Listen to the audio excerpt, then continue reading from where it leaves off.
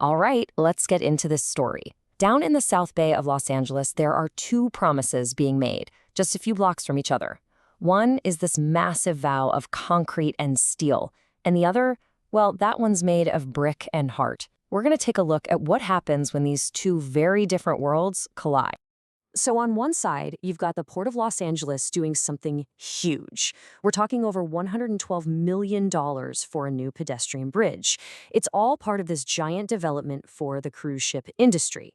And then, literally just a stone's throw away, there's a family pouring everything they have, their money, their time, their souls, into one single historic building. Two massive undertakings, but they're being paid for in completely different ways. So that really makes you wonder, right?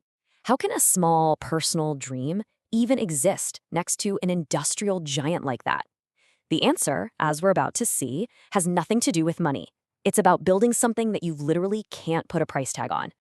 To really get to the heart of this project, you have to understand the people who inspired it, Donna and Allan. You see, this isn't just a business plan they cooked up. It's a whole family philosophy. It's the why behind every single brick they've laid. This right here, this was a promise made by the founder, Jennifer Wolfe, at her parents' grave. And what's so powerful about this is the location. The cemetery actually overlooks the exact same harbor where the port is building its massive new bridge. It was right there, looking at that view, that she vowed to create something worthy of their memory. So let's break down the philosophy they left her. Her mother, Donna, was known as the Lantern. She was a psychologist who believed empathy wasn't just a feeling, but a skill, a discipline you had to practice. And her father, Allan, he was the Spine, a heart doctor who became a venture capitalist. So he went from literally healing hearts to funding the dreams that made them beat faster. That mix of empathy and structure, that's the whole foundation of their business, which they called the Donn Allan Experience. And listen, this kind of commitment isn't anything new for them. Jennifer and her partner, Edwin, they've been a team since 2007. That's 18 years. They've been through career changes, layoffs, you name it. Their love, as they put it, didn't happen overnight. It cured slowly, kind of like concrete. And then, everything just clicked into place. Their son, Nathan, was born. And becoming parents later in life, they said it just changes the math completely. Suddenly, the question wasn't about their own lives anymore. It became about legacy. What were they going to leave for him? It had to be more than just money or some digital files. They knew they had to build something real, something with walls. And that decision led them right here, to 363 West 6th Street. This is the how part of their story. The absolutely massive, almost impossible task of taking this forgotten, traumatized building and bringing it back from the dead. Now, this is what I find so fascinating. Jennifer's a therapist. So when she looked at this place for the first time, she didn't just see brick and wood. She saw a patient, one that was broken, covered in scars from water damage and years of neglect, but just waiting for someone to finally listen. Man, if these walls could talk, right? This building has lived so many lives. It started out in 1922 as a JCPenney. In the 80s, it had a busy call center in the basement. Later, it was a dance studio full of life and music. But by the time they found it, every dream had packed up and left. The music was gone. The place was just quiet, tired, and leaking.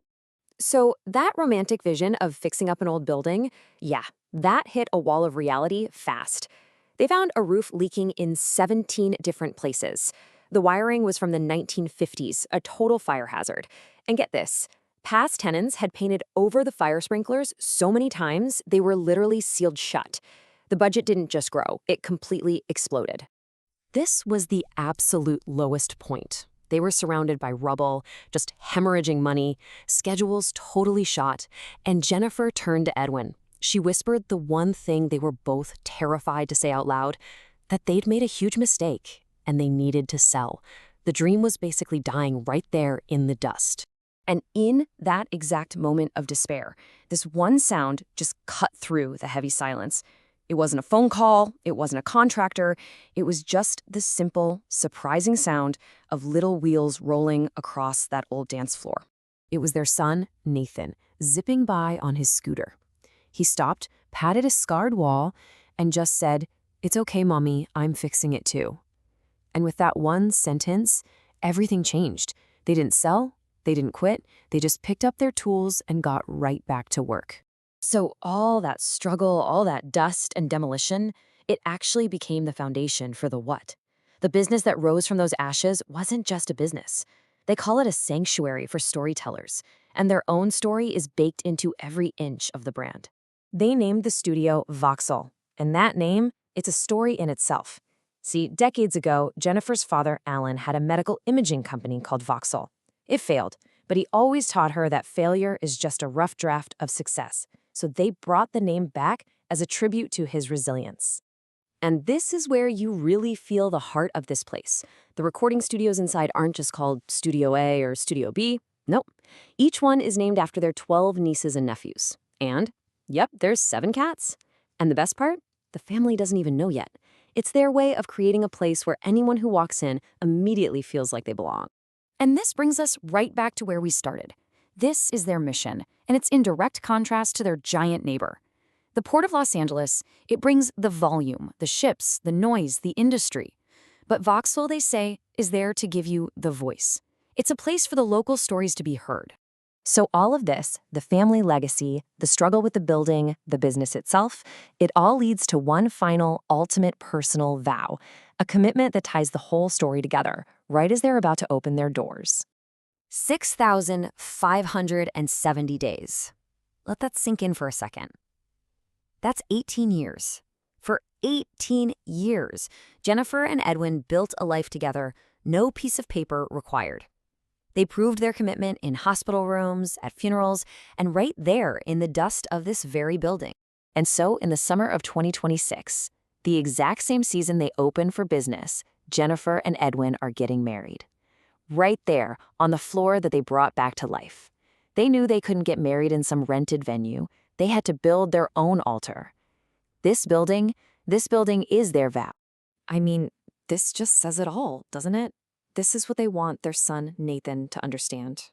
That love isn't just some feeling you have. It's a structure.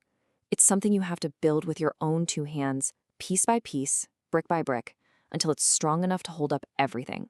And so, they leave us with this. Down in the South Bay, the big concrete infrastructure is all ready. The cruise ships are coming. The whole world is on its way. They've committed their lives and now their marriage to this building. So they turn the question back to all of us. What are you committed to? Don't just rent some space. Make a vow.